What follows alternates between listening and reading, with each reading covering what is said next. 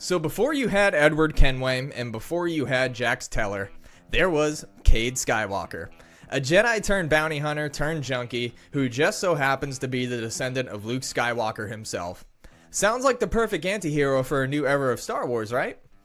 Well, kinda. The premise itself is pretty awesome. The galaxy's in chaos again because what's new with Star Wars, but you've got the Sith Empire taken over, the Jedi scattered, and Cade caught in the middle, hunted by everybody from Imperial Knights to old friends who still believe he can be saved.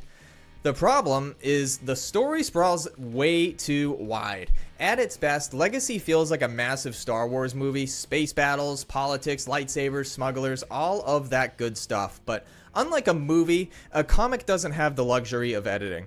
In a film, you'd cut from Cade to the Mon Calamari conflict for 3 quick minutes. Boom, tone shift, back to Cade. In the comic, that cutaway lasts 3 whole issues. It's not bad world building, but it just kills the pacing. Cade Skywalker is one of the most interesting characters in Star Wars lore, in my opinion. He's a Skywalker who wants nothing to do with being a Skywalker. He survived a Jedi massacre, turned to bounty hunting, got addicted to death sticks, and runs around pretending he's not force sensitive, even though he's probably more powerful than anybody around him. Cade's story is about trauma, legacy, and denial. He doesn't want to be a hero, he just wants to forget who he is. But the Force doesn't forget, and neither does Destiny. That's the most compelling thing about this series. It's not about good versus evil, it's about a man who's sick of carrying the weight of both. One of the absolute best parts of Legacy is Darth Krayt. This dude might be one of the most underrated Star Wars villains ever. He's basically Cade's mirror image. Both men are rejected by the galaxy, both are haunted by their past, and both are trying to control their destiny by any means necessary. Krayt isn't just another Dark Lord of the Sith, he's reinventing what it means to be Sith. He basically rewrites the entire Sith structure from every man for himself into a structured order built on control and obedience. Like, that is just wild. He's literally bringing unity to the dark side, which is like heresy in Sith culture. And what makes him such a great foil for Cade? Where Cade runs from destiny, Krayt bends it to his will. They're two sides of the same scarred coin, and when the story actually focuses on them, Legacy is absolutely at its best. One of the most fascinating parts as well is how it expands on what I call the Skywalker curse, that general obsession with power, control, and saving the people you love no matter the cost. Cade inherits a version of this curse through his healing ability, a power that's both beautiful and horrifying. He can literally pull people back from death, but only by dipping into the dark side. And that really is just such a brilliant piece of storytelling because it's the exact power that Anakin Skywalker fell to the dark side trying to obtain. The very thing that doomed Anakin, the power to prevent death, is what Cade actually masters. But like everything in his life, it comes with pain, corruption, and guilt. And that's what makes Cade's power symbolic. It's not just about healing others, it's about the family's inability to let go. The Skywalkers have always tried to control fate instead of accepting it, and Cade's healing power is the physical manifestation of that flaw. And then there's Cade's relationship with his mother, Morrigan Cord, one of the most complicated in the series. She's this morally gray, double agent type who clearly loves him, but her life of secrets and lies makes it impossible for Cade to trust her, rightfully so. Every time they interact, you can literally feel that tension between love and resentment. He wants to forgive her, but he's too broken to. And it's moments like that, those deeply human generational wounds, that really work for me. That's when Legacy feels like a worthy addition to the Star Wars lore. For me, the turning point, the moment the story really started to slip, was when Cade decided to try to convince the Jedi to assassinate Darth Krayt. That should have been the story's emotional high point, the inevitable showdown between two men bound by fate.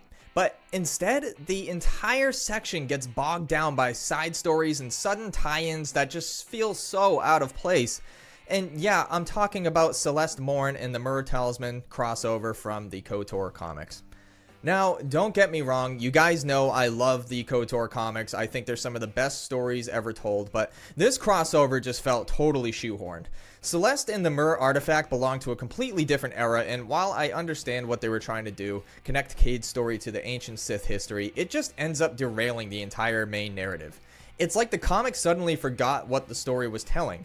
Cade's emotional arc, his struggle between light and dark, it gets put on pause so he can catch up with a character who hadn't been relevant for literal millennia. And that's when I started to feel like Legacy was really starting to spread itself way too thin. But that's just the issue.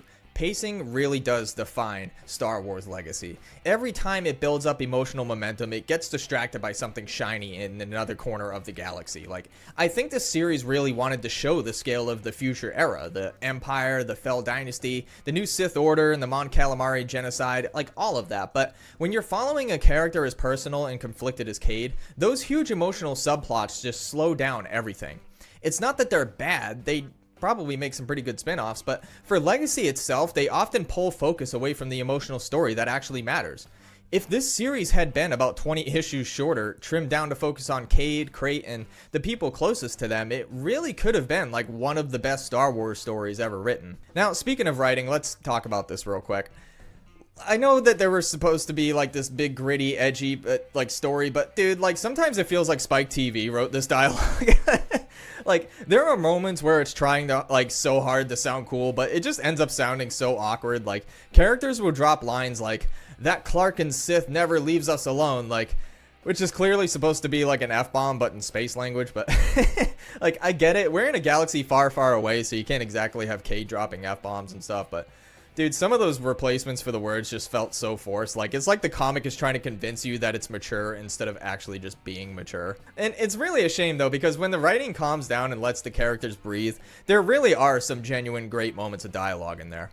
So that being said, I do got to give credit where it's due. I actually really did like the ending, thank God. But when the story finally circles back to Cade and Krayt, it delivers the emotional closure I had been waiting for. The final battle itself was a little underwhelming. Not bad, but just not really the epic showdown I kind of expected. But the imagery, that is what really hit.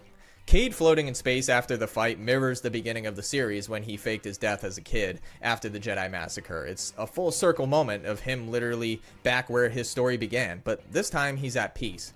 And the moment he flies the ship with Krayt's body straight into the sun, that is the perfect metaphor. Cade's not just destroying Krayt, he's burning away the darkness inside himself, finally letting go of everything that had haunted him since his childhood. And it's one of those rare moments, really, where the ending actually does feel earned.